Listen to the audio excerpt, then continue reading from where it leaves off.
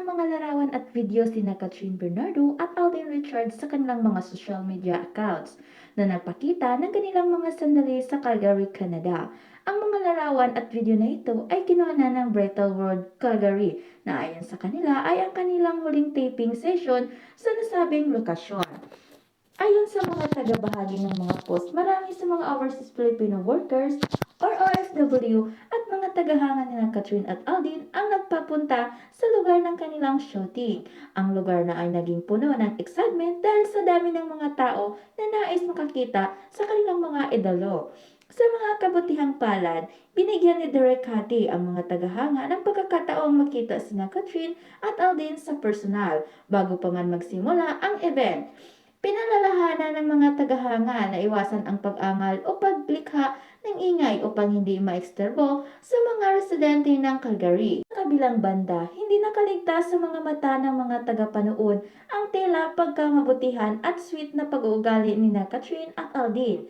Marami ang nagbigay ng opinyon na tila mayroong espesyal na ugnayan ang dalawa na nagbigay daan sa mga espekulasyon na maaari silang ay may romantikong relasyon na. Ang kanilang closeness ay naging paksa ng mga usap-usapan sa social media na nagpatunay sa suporta at pagmamahal ng kanilang mga tagahanga. Ipinakita nila ang kanilang pagiging natural sa harap ng kamera at tila nagkaroon ng maganda at tapat na konklusyon sa kanilang mga tagapanood.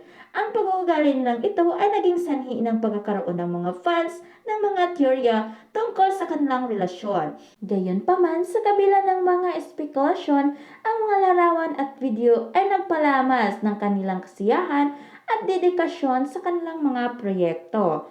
Bilang bahagi ng kanilang pagtatapos ng taping sa Calgary, nagsilbing isang mahalagang karanasan ito para sa kina Catherine at Aldin, pati na rin sa kanilang mga tagahanga na naglaan ng oras upang sumusuporta sa kanila.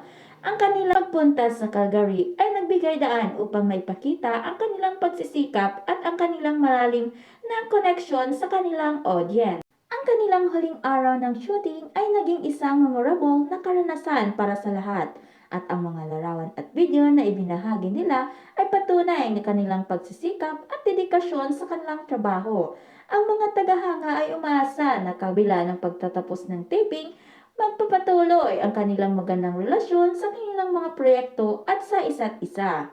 Ang mga pangyayari sa Calgary ay nagpapakita lamang ng tunay na karakter at relasyon ng mga sikat na artista na ito na nagbibigay saya sa kanilang mga tagahanga.